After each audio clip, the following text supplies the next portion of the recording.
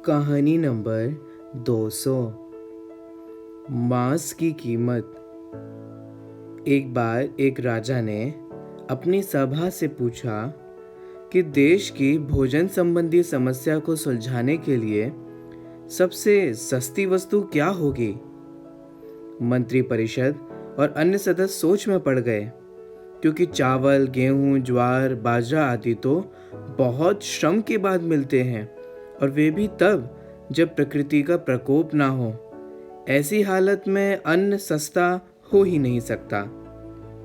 तब शिकार का शौक पालने वाले एक सामंत ने कहा, राजन, सबसे सस्ता खाद्य पदार्थ तो मांस ही है, क्योंकि इसको पाने में मेहनत तो कम लगती है।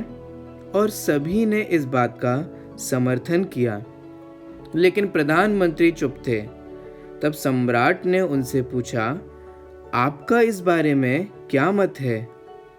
मंत्री बहुत सोच विचार कर रहे थे, और सोच विचार कर वे बोले, राजन, मैं अपने विचार कल आपके समक्ष रखूंगा। रात होने पर प्रधानमंत्री उस सामंत के महल पहुंचे। सामंत ने द्वार खोला, और इतनी रात गए प्रधानमंत्री को देखकर वो घबरा गया। इस पर प्रधानमंत्री ने कहा, अरे भाई सुनो, शाम को महाराज एकाएक बीमार हो गए हैं। राज्य वैद्य जी ने कहा है कि किसी बड़े आदमी के हृदय का 2 तोला मांस मिल जाए तो राजा के प्राण बच सकते हैं। इसीलिए मैं आपके समक्ष आपके हृदय का सिर्फ 2 तोला मांस लेने के लिए आया हूँ। इसके लिए आप 1 लाख स्वर्ण मुद्राएं रख लें। यह सुनते ही सामंत के चेहरे का रंग उड़ गया। उसने प्रधानमंत्री के पैर पकड़कर माफी मांगी और उल्टे 1 लाख स्वर्ण मुद्राएं देकर कहा कि इस धन से वह किसी और सामंत के हृदय का मांस खरीद ले। प्रधानमंत्री बारी बारी सभी सामंतों और सेना अधिकारियों के यहाँ पहुंचे और सभी से उनके हृदय का 2 तोला मांस मांगा, लेकिन कोई भी राजी ना हुआ। उल्टे सभी ने अपने बचाव के लिए प्रधानमंत्री को 1 लाख, 2 लाख, 5 लाख, 10 लाख, 20 लाख तक स्वर्ण मुद्राएं दी। इस प्रकार करीब 2 करोड़ स्वर्ण मुद्राओं का संग्रह कर प्रधानमंत्री सवेरा होने से पहले वापस अपने महल पहुंचे, और समय पर राज्यसभा में प्रधानमंत्री ने राजा के समक्ष 2 करोड़ स्वर्ण मुद्राएं रख दी। सम्राट ने पूछा, यह सब क्या है?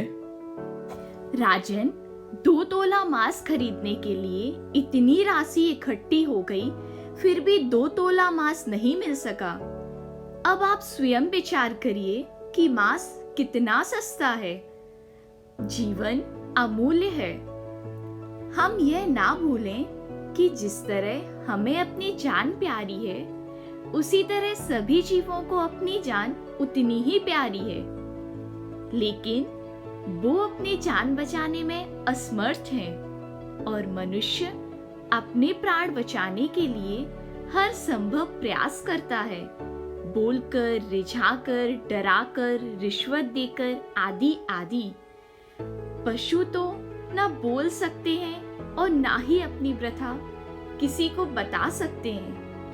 तो अब आप स्वयं विचार करिए कि क्या इसी बात के कारण उनसे जीवन जीने का अधिकार छीन लिया जाए। मंत्री के इस प्रकार बोलने पर सभी को रोना ही आ गया और वास्तविक स्थिति समझ आई। इस कहानी से हमें यह शिक्षा मिलती है कि इस विश्व के सभी जीव सुखी होना चाहते हैं और उसके लिए निरंतर प्रयास भी करते हैं।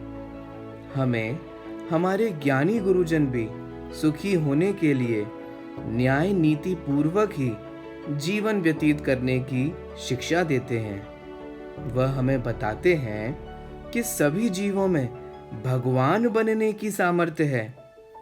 इसका मतलब ये हुआ कि आज हम जिन्हें हीन पर्याय में देख रहे हैं, अपने से तुच्छ समझ रहे हैं, वे हमसे पहले भी सिद्धालय में विराजमान हो सकते हैं। इसलिए सभी जीवों को अपने समान स्वभाव जानकर अन्याय, अनीति और अभक्ष्य भक्षण का त्याग करना चाहिए और सच्चे देव शास्त्र गुरु के बताए हुए वीतराग मार्ग पर आगे बढ़ना चाहिए। आपको कैसी लगी यह कहानी, यह हमें कमेंट करके अवश्य बताएं। अगर आपको ये कहानी अच्छी लगी हो तो इसे लाइक करें तथा अन्य सभी लोगों के साथ शेयर अवश्य करें।